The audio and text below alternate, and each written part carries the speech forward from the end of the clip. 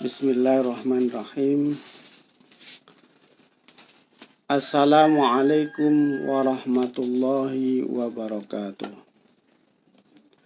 Alhamdulillahirabbil alamin. Asbahna wa asbahal mulku lillahi walhamdulillahi la syarikalah. La ilaha illa huwa ilaihi nusyur. Asbahna ala fitratil Islam wa kalimatil ikhlas wa ala dini nabiyyina Muhammadin sallallahu alaihi wasallam wa ala millati abina Ibrahim hanifa wa ma kana minal musyrikin. Asyhadu an la ilaha illallah wa asyhadu anna Muhammadar Rasulullah. Allahumma salli ala Muhammad. Amma ba'du. Para soimin dan soimat yang berbahagia, puji syukur kita panjatkan kehadirat Allah Subhanahu wa ta'ala, sehingga pagi ini kita bisa melanjutkan kajian duha kita untuk membacakan kisah-kisah para sahabat Rasulullah Sallallahu Alaihi Wasallam. Pagi ini akan kita bacakan Abdullah bin Mas'ud, orang yang pertama kali mengumandangkan Al-Quran dengan suara merdu. Bismillahirrahmanirrahim.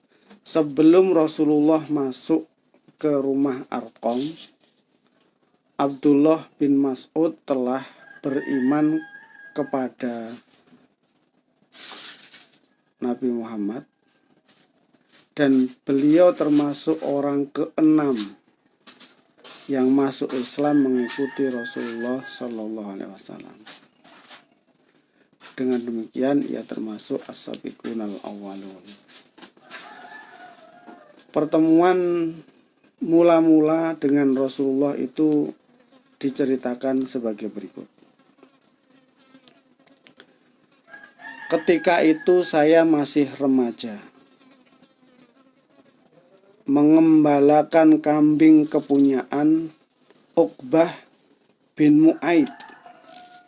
Tiba-tiba datang Nabi SAW bersama Abu Bakar dan bertanya, "Wahai anak,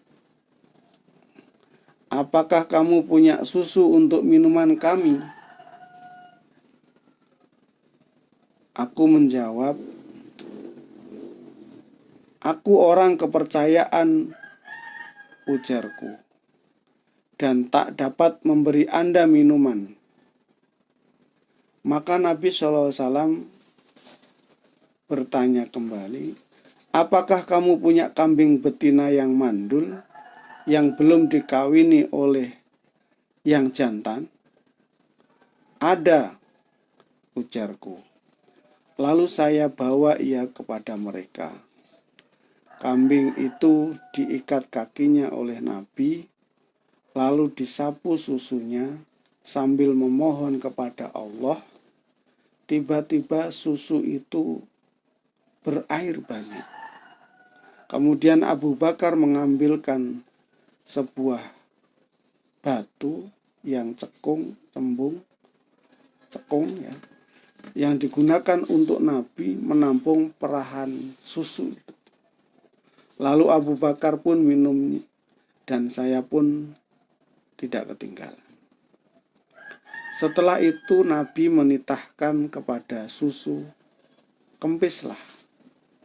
Maka susu itu menjadi kempis kembali. Setelah peristiwa itu saya datang menjumpai Nabi. Kataku, "Ajarkanlah kepadaku kata-kata tersebut." Nabi SAW bersabda, "Engkau akan menjadi seorang anak yang terpelajar."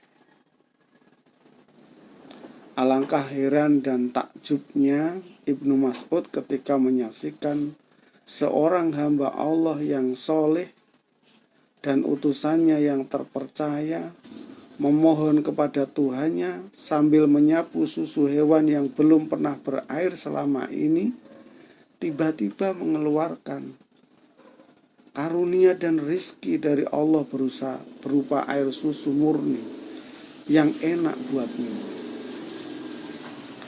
Pada saat itu belum disadari oleh Ibnu Mas'ud bahwa peristiwa yang disaksikan itu hanyalah merupakan mukjizat yang ringan, tidak begitu dahsyat, dan bahwa tidak berapa lama lagi Rasulullah yang mulia ini akan disaksikannya mukjizat yang akan mengguncangkan dunia, memenuhinya dengan petunjuk serta cahaya.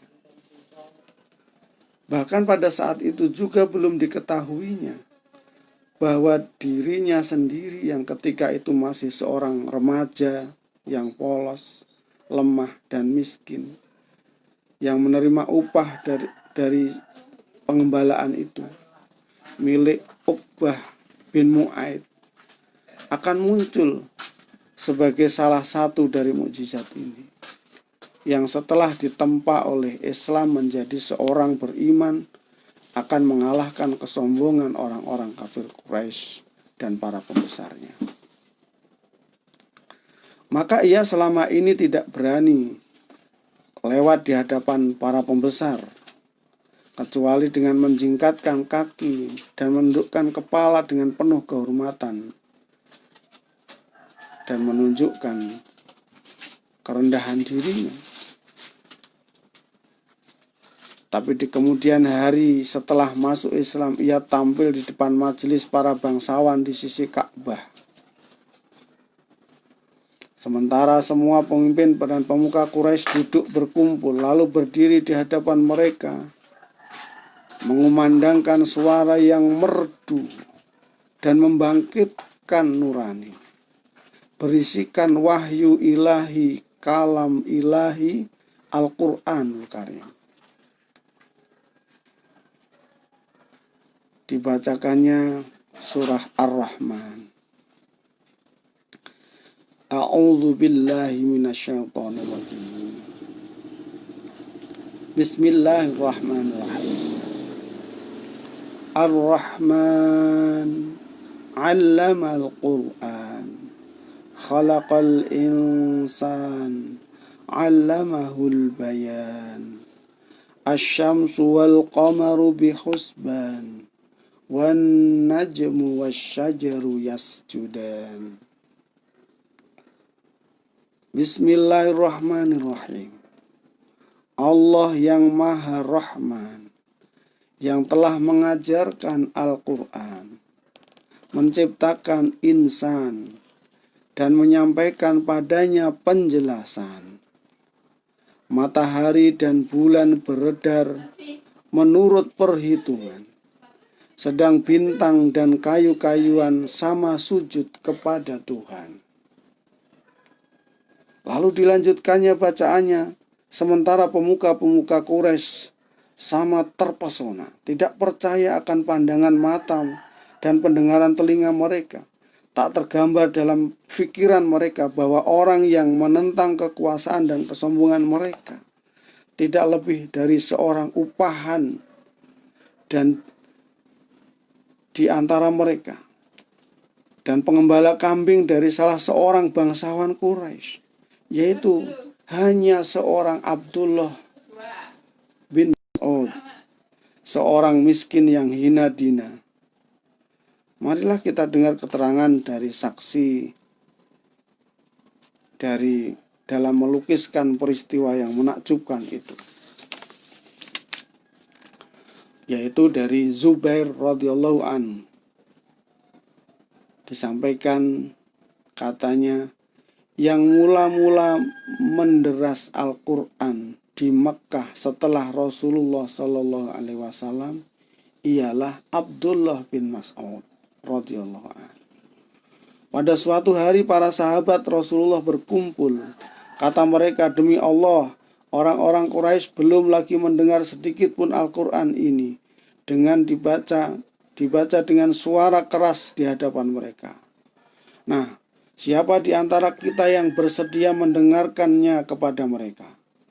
Maka kata Ibnu Mas'ud sontak mengatakan, saya. Kata mereka, kami khawatir akan keselamatan dirimu. Yang kami inginkan ialah seorang laki-laki yang mempunyai kerabat, yang akan mempertahankan dari orang-orang itu jika mereka berbuat jahat. Biarkanlah saya, kata Ibnu Mas'ud pula. Allah pasti membela. Maka datanglah Ibnu Mas'ud kepada kaum Quraisy di waktu duha, yakni ketika mereka sedang berada di balai pertemuannya. Ia berdiri di panggung lalu membaca Bismillahirrahmanirrahim dengan mengeraskan suaranya, Ar-Rahman, 'allamal Qur'an, khalaqal insan, 'allamahul bayan, asy-syamsu wal qamaru bihusban, wan najmu wasyajaru yasjudan. Lalu sambil menghadap kepada mereka diteruskanlah bacaannya. Mereka memperhatikan sambil bertanya sesamanya, apa yang dibaca oleh anak si Ummu Abdin itu? Sungguh yang dibacanya itu ialah yang dibaca oleh Muhammad. Mereka bangkit mendatangi dan memukulinya. Sedang Ibnu Mas'ud terus meneruskan bacaannya sampai batas yang dikehendaki Allah. Setelah itu dengan muka dan tubuh yang babak belur, ia kembali kepada para sahabat. Kata mereka, inilah yang kami khawatirkan kepadamu. Ujar Ibnu Mas'ud, sekarang ini tak ada yang lebih mudah bagiku dari menghadapi musuh-musuh Allah itu. Dan seandainya Tuhan menghendaki, saya akan mendatangi mereka lagi dan berbuat hal yang sama esok hari. Ujar mereka, cukuplah demikian. Kamu telah membacakan kepada mereka bacaan baru, barang yang menjadi tabu bagi mereka. Benar, pada saat Ibnu Mas'ud tercengang melihat susu kambing, tiba-tiba berair sebelum waktunya, belum menyadari bahwa ia bersama kawan-kawan senasib dari golongan miskin yang tidak berpunya akan menjadi salah satu mukjizat besar dari Rasulullah SAW. Yakni ketika mereka bangkit memanggul panji-panji Allah dan menguasainya dengan cahaya siang dan sinar matahari, tidak diketahuinya bahwa saat itu telah dekat. Kiranya hari itu datang dan lonceng waktu telah berdentang. Anak remaja, buruh miskin dan terlunta-lunta serta-merta menjadi satu mukjizat di antara berbagai mukjizat Rasulullah SAW. Betapa ia hanya seorang remaja yang miskin. Berani sekali ia membacakan ayat-ayat yang biasa dibaca Muhammad di hadapan para pemuka Quraisy. Dalam kesibukan dan berpacuan hidup, tiadalah ia akan menjadi tumpuan mata. Bahkan di daerah yang jauh dari kesibukan pun juga tidak. Tak ada tempat baginya di kalangan hartawan. Begitupun di dalam lingkungan kesatria yang gagah perkasa, atau dalam deretan orang-orang yang berpengaruh.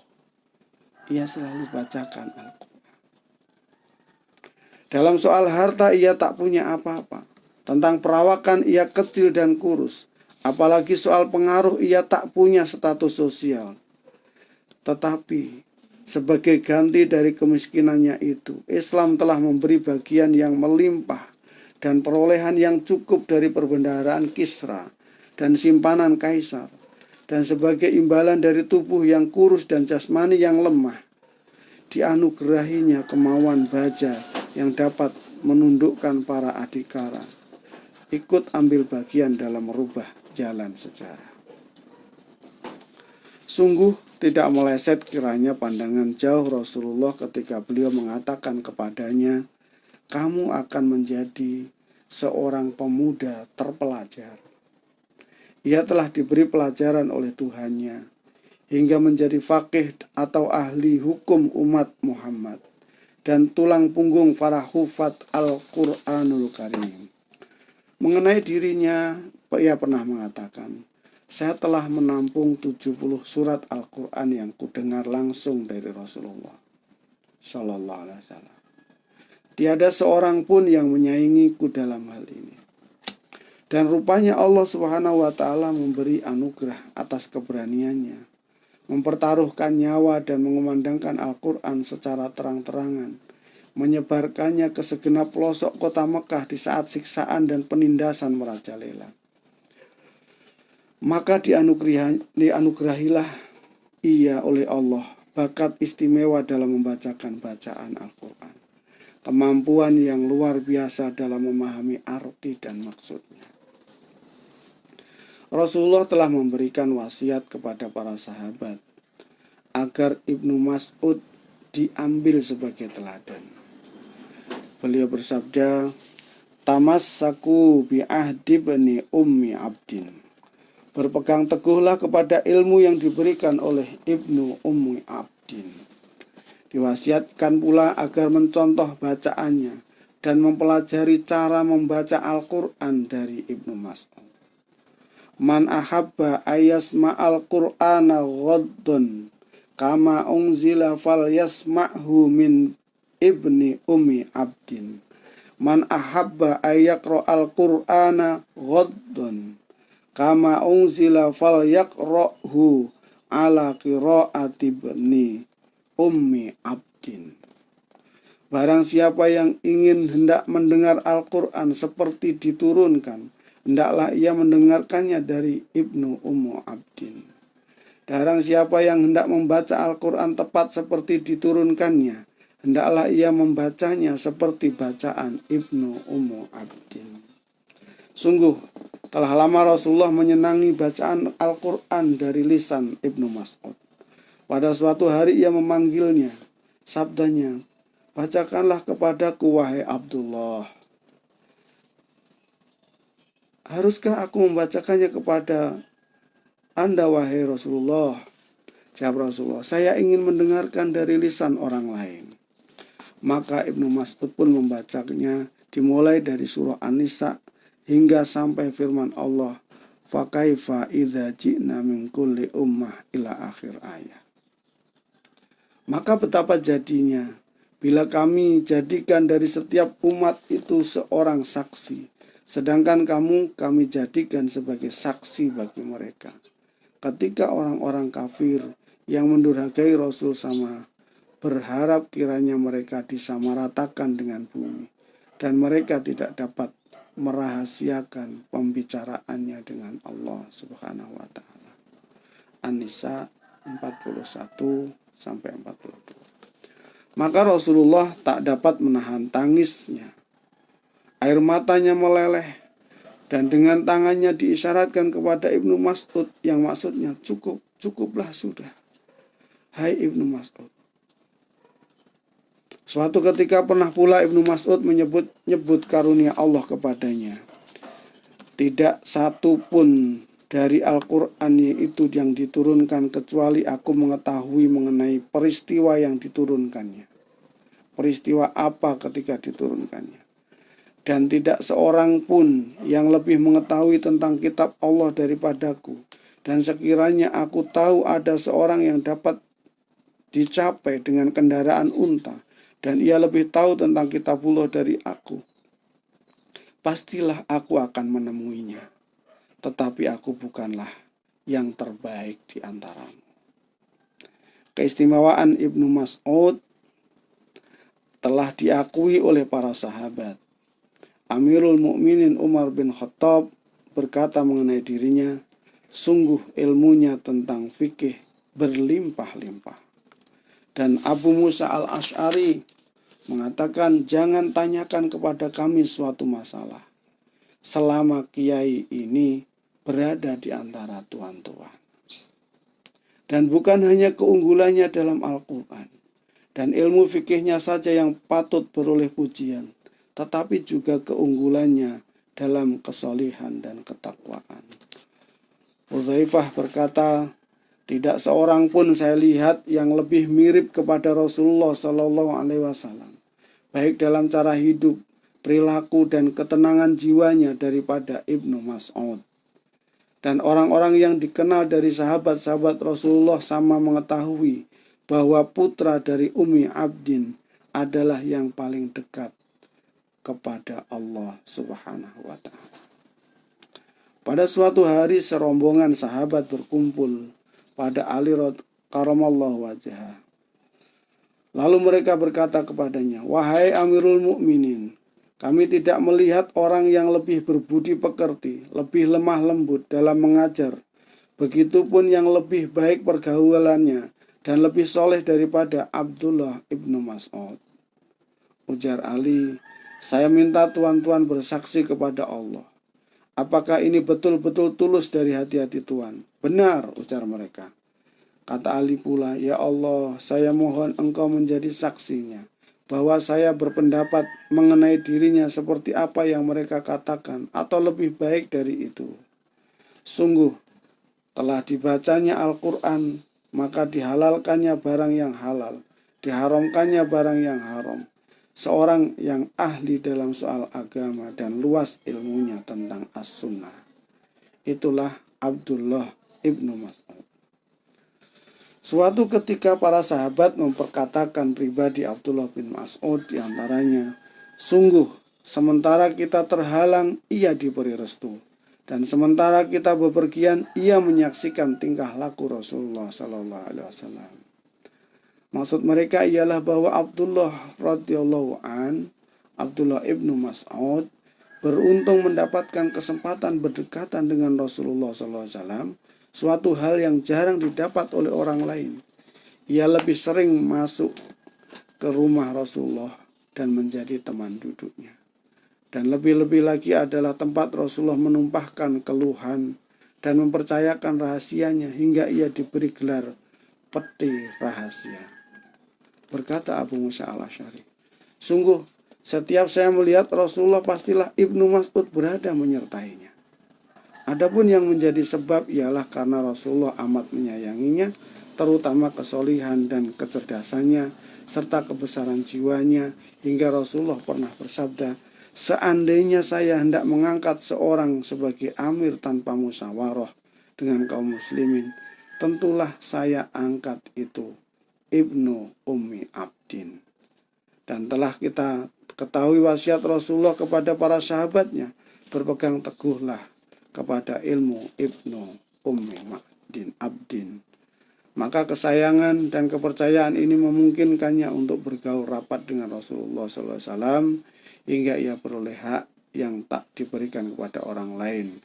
Rasulullah SAW bersabda, 'Saya izinkan kamu bebas dari tabir hijab.'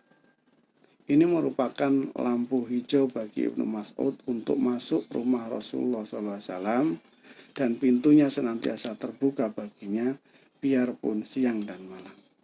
Inilah yang pernah dikatakan oleh para sahabat, sementara kita terhalang, ia diberi izin.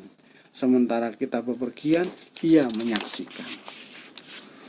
Dan memang Ibnu Mas'ud layak untuk memperoleh keistimewaan ini, karena kalaupun pergaulan rapat mereka ini akan memberikan padanya keuntungan, tetapi Ibnu Mas'ud hanya bertambah khusyuk, tambah hormat, dan tambah santun. Bercerita Alqamah bin Qais, biasanya Abdullah bin Mas'ud berpidato di setiap hari Kamis sore, menyampaikan hadis. Tidak pernah saya dengar ia mengucapkan telah bersabda Rasulullah, kecuali satu kali saja. Saat itu saya lihat ia bertelekan tongkat, dan tongkatnya itu pun bergetar dan bergerak-gerak. Dan diceritakan pula oleh Masruq mengenai Abdullah. Suatu hari Ibnu Mas'ud menyampaikan sebuah hadis. Saya dengar Rasulullah SAW, tiba-tiba ia menjadi gemetar dan pakaiannya bergetar pula. Kemudian katanya, atau kira-kira demikian, atau kira-kira seperti itulah. Nah, sampai sejauh ini ketelitian, penghormatan, dan penghargaannya kepada Rasulullah, di samping menjadi bukti ketakwaannya, ketelitian dan penghormatannya ini merupakan tanda kecerdasannya. orang yang lebih banyak bergaul dengan Rasulullah, penilaiannya terhadap kemuliaan Rasulullah lebih tepat. Dan itulah sebabnya Abdullah bin Mas'ud mendapatkan kemuliaan adab sopan santun terhadap Rasulullah ketika beliau masih hidup. Begitupun kenangan beliau setelah wafatnya merupakan adab sopan santun satu-satunya yang tak ada duanya. Jamaah sekalian, para shaimin dan shaimat yang dirahmati oleh Allah, begitulah sosok Ibnu Mas'ud, pemilik suara merdu yang sering diminta oleh Rasulullah melantunkan ayat-ayat Al-Quran dari lisannya, dan sering kali Rasulullah tidak kuat menahan tangisnya ketika dibacakan oleh Ibnu Mas'ud dengan suara merdunya. Ia dipandang sebagai seorang yang faqih, yang tahu agama, tahu sunnah Rasulullah SAW, sehingga dengan kehati-hatiannya ia selalu mengatakan begini dan begitu.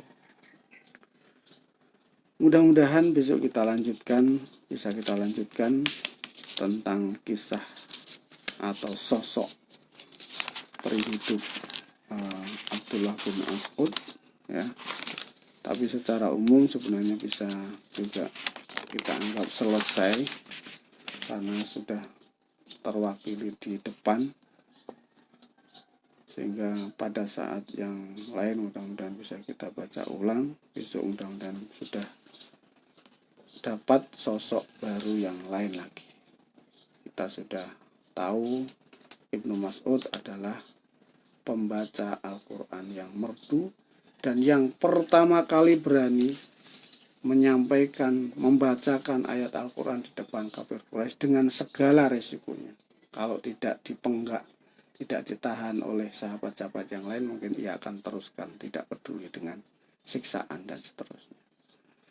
Mudah-mudahan bermanfaat. Alafu minkum. Wabillahi taufiq wal hidayah. Wassalamualaikum warahmatullahi wabarakatuh.